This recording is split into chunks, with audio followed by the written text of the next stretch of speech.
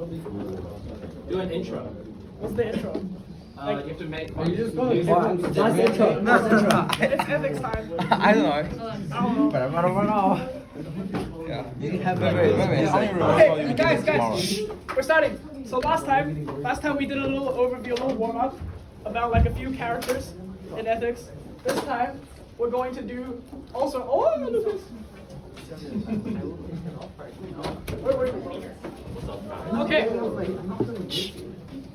Should we restart the video? No.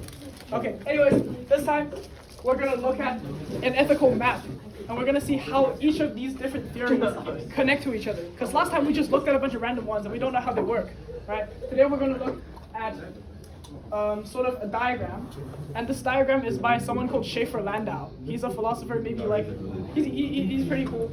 But the good thing about this one is it's all based off of big questions, and then they split up into these little categories, which are always complementary, always two, which is great. But there are a lot of flaws in this one, and you guys can see later. So the first big question is there even a correct version of morality? You know, there's so many different versions of morals out there. Is there even a correct version? Right? If you say yes, or another way of saying this question is, are there objective morals? Do they exist? If you say yes, there's something called a moral realist, or a moral objectivist. Right?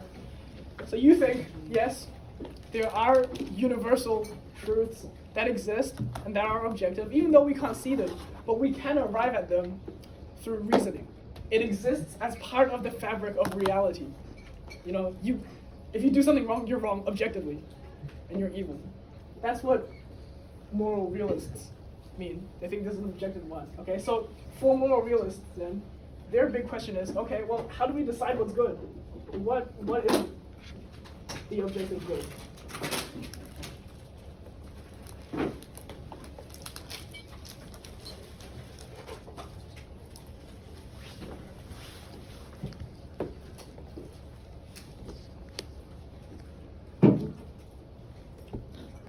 How do we decide what's good, right? Now you might say, we decide what is good by looking at the consequences, right? And that would make you a consequentialist. No? Whoa. What?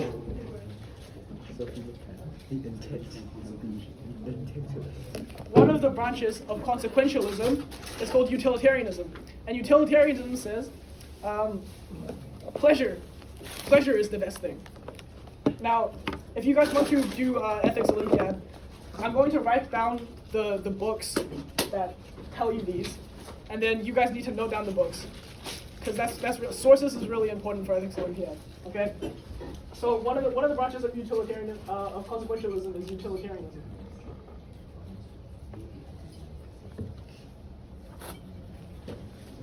And the book for this one is super easy to remember. It's called Utilitarianism. The book is called Utilitarianism, and it's by Jeremy Bentham.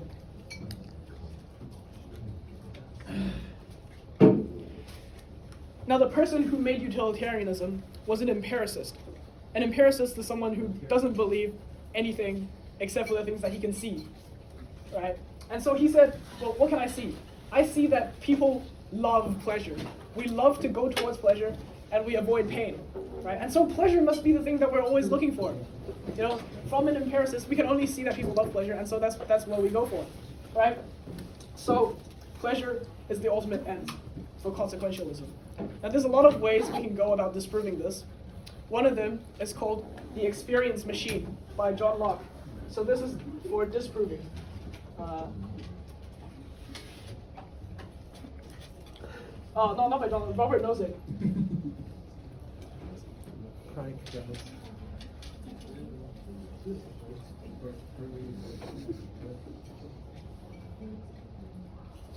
The experience machine says, you know, if pleasure is the most important thing, why don't you just plug me in a chamber and inject dopamine into me all the time? You know, why don't we do this? Because there might be other things. Ethan, hello. Ethan. Because there might be other things that actually matter, except for just pleasure. For example, maintaining and finding relationships you know, leaving a legacy, writing a great novel, and stuff like that. Another problem with utilitarianism is that you will always need to coerce the minority for the good of the majority. Yay, great. So, do you guys understand how that works? Because utilitarianism weighs the consequences, and they pick the best consequence, right? And so in doing this, they're always going to leave out the second best consequence, which is what some minorities might benefit from. And so, not always the best case scenario for everyone, but the best case scenario overall, right?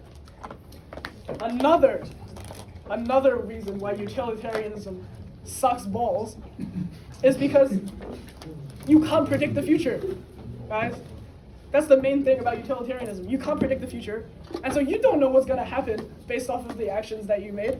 You know, if you want to be an ethical utilitarian, you're gonna need to predict what's gonna happen in the future, and you can't do that, right? And so this is too demanding of a theory. And so there is an alternative of utilitarianism called rule utilitarianism.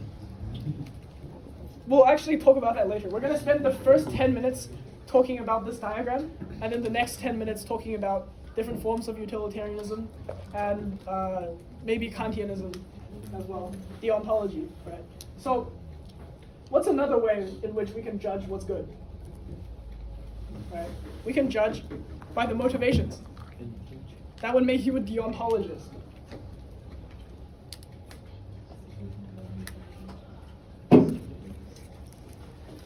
A deontologist goes, well, okay, every single moral action can be sort of argued back to this one rule. And that one rule is called the categorical imperative. And it says, do you guys all know about it? Yeah, do as you can. And will at the same time, will is to be a universal law, whatever, I messed that up. But whatever, you guys get the idea. You want it to be a universal law. And if you don't want it to be universal law, you shouldn't do that thing. That's what they say. Okay, do you guys get it?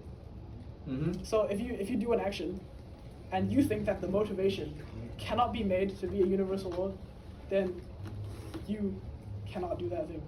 Because if you can't have it universally, you can't do it. Right? Okay.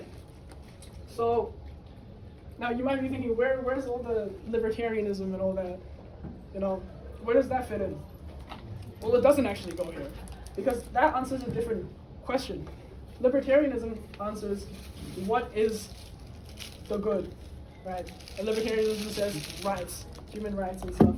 And so there's something called consequentialist libertarianism, and there's something called deontological libertarianism.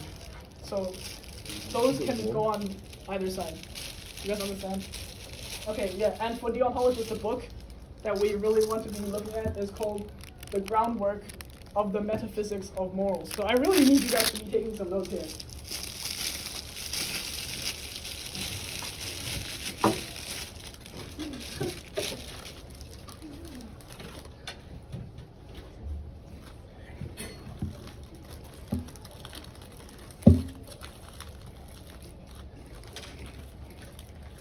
Another book that's deontological is called The Critique of Pure Reason. This one might be a bit easier to understand. I mean, to memorize, not to understand. This is not easy to understand at all.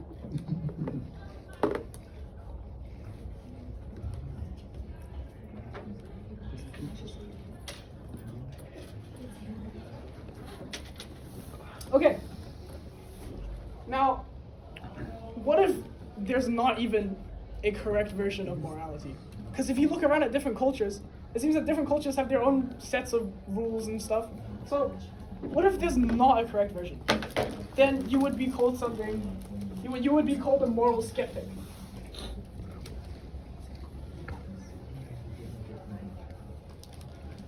You're called a moral skeptic. And skeptics think, well, there's no correct version of morality, because there's different ones that exist elsewhere. And so you can't boil morality down to just one set of things, right? And now the big question for moral skeptics is, even if there's no objective morality, do we still have to be moral?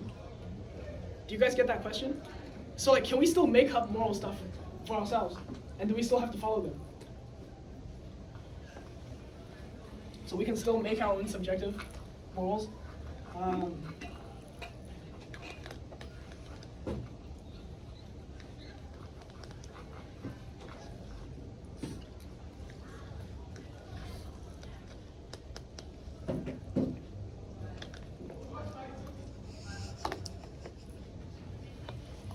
Now, you might be thinking, yeah, of course we need to follow our morality, right? Who of you think that there is an objective moral?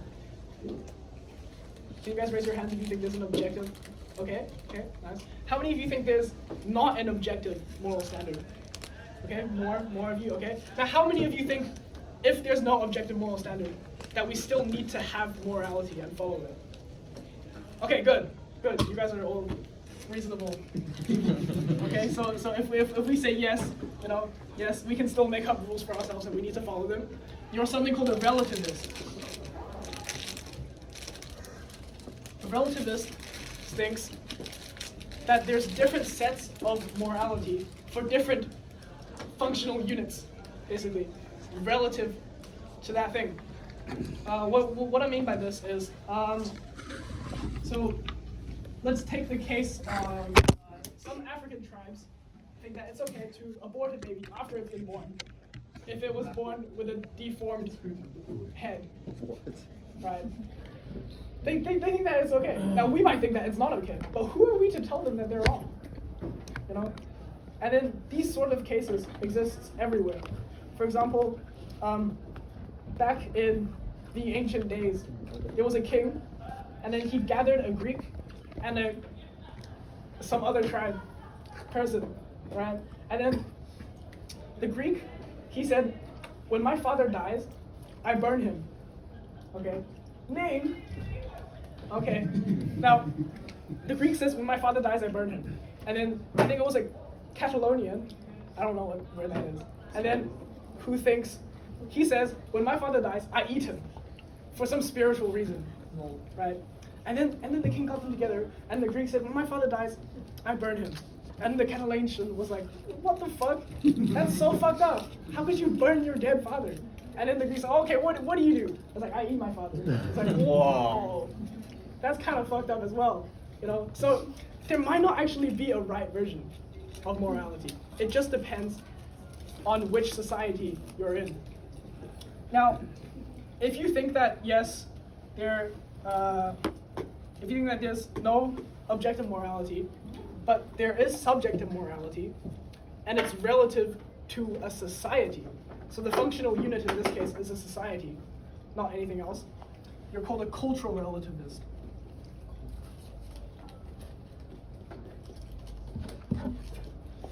This is pretty straightforward. It's just relativism, but for your culture only. So if you commit a sin in your culture, you should be punished.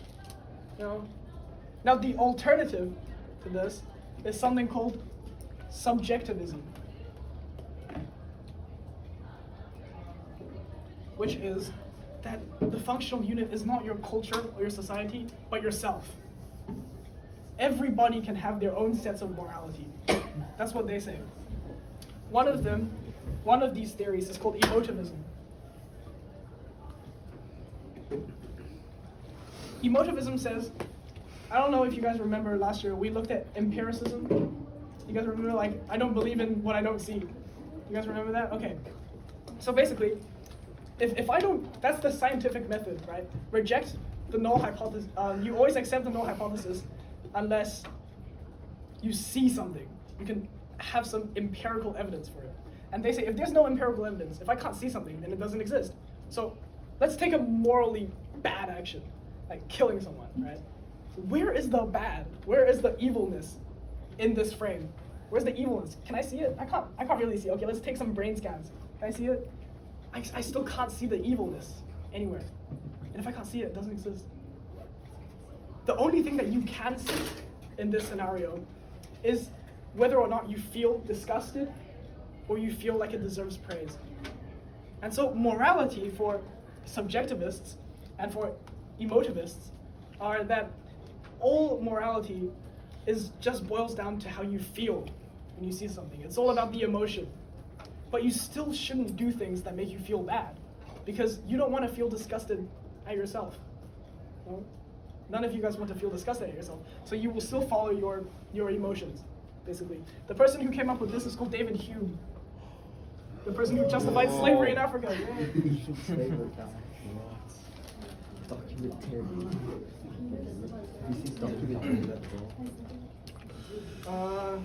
touching my bread. Yeah. So if you guys want to mention anything if you guys want to use the emotivist model, make sure you guys mention David Hume. Anyways, now let's get to the interesting part. Dr. Chad, Where, I have a question. yeah. Regarding the application of emotivism, right? Yeah. Hypothetically, if we get a case regarding the ethics of something, could we just argue like, Yeah, it no, doesn't I matter. can't see it, so therefore Yeah, I don't feel bad towards it. It doesn't Exactly. exist. Exactly. Okay. Yeah, but you can easily counter-argue that, no? Okay. Because you can say, even though we can't see it, we can arrive to it with reason. I can't see the fact that fools feel pain. Like. Well, is that- there's something called a priori knowledge. Do you guys remember that? No. A priori knowledge is stuff that you can know without observing anything. And the existence of this knowledge literally disproves this. What's an example? Okay, for example, all objects exist in space. Does that make sense? If all objects exist in space, right? Can you have an object that doesn't exist in space? See it. Like, no. Antimatter. No. So like, things like all bachelors are single. Right? All bachelors are single. That's universal, that's a fact. And you know it a priori. You don't have to observe anything to just know. Okay, so if there's a morality that you can just know without observing anything, then that disproves emotivism. You know? Okay. Anyways,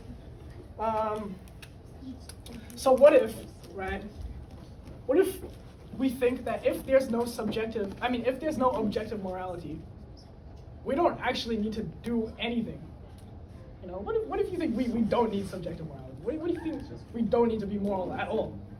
Then you're something called a moral nihilist.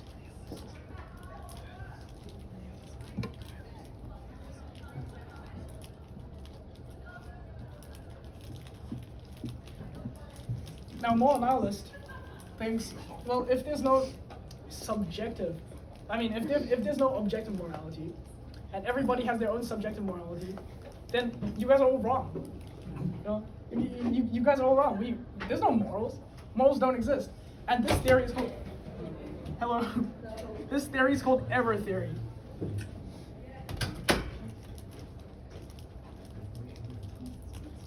So like, how do you explain all this moral like talk going around? Because like we keep talking about morality, right? So it's hard to prove that morality doesn't exist, especially subjectively. You know, subjective morality has to exist because we keep talking about it. Okay? But with this theory, we can sort of prove that that's not the case.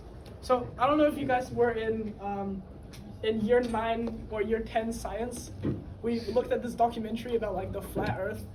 Does anybody? Yeah, the flat Earth documentary, exactly. Did you see how like the different flat Earthers had their own versions of like the flat Earth theory? Like some of them thought that, you know, the Antarctica was like an ice wall and the borders, and the other things that like the water just falls off, right? You know, they have their different theories about flat Earth. But the flat Earth theory itself is actually, like, none of them are correct, you know? So the corrected theory in this case is an error theory. A theory where none of them, this whole premise, this whole thing is wrong. So that might be the thing, that might be the case for morals as well. What if morality, this whole thing, is just wrong? You know? That's the map that we're going to use this year. I hope you guys can make sense of it. Does it help? Yeah, I'm sorry, this is kind of a boring lesson because it's just mapping shit out, getting the content down. There's also a few things that we haven't included on this map, which is there's a theory called egoism, or do whatever the fuck you wantism, or anyways, it's by Friedrich Nietzsche. You guys? Friedrich, yeah, it's by Friedrich. Anyways, he basically says, if I have the power to do it, then I should do it, if it makes me happy. That's basically what he says. And then, yeah. If you guys want to take a photo of this, you can. Can you get like a... Oh, thank you. Thomas. Hi, I got it. Thank you. Okay. Anyways, let's move on to actual content now. Thomas. Huh? I can take a roll. Okay, yeah, take the one. I don't know the people's names. Look at this. Go ask around. I don't know. Present. Listen. Hello. Gift. What happened?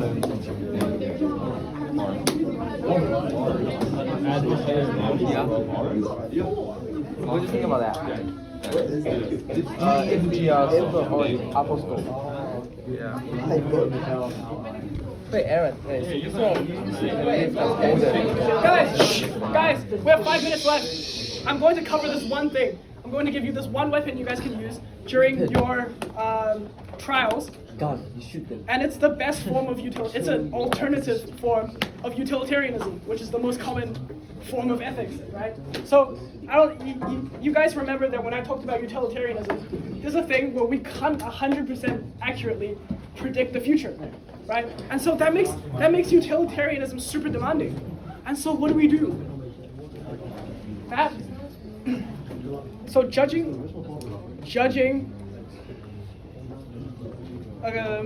a series of events based on the action is called act utilitarianism.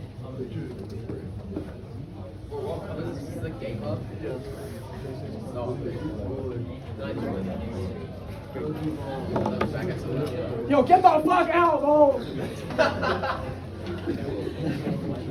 Now, how do we make sure that even though we can't predict the future, we can still be moral? This is something called rule utilitarianism. Anti-Semitism. Anyways, now rule utilitarianism says, as long as we can make a set of rules that generally lead to the best outcome, then as you follow these rules, you can't be a bad person.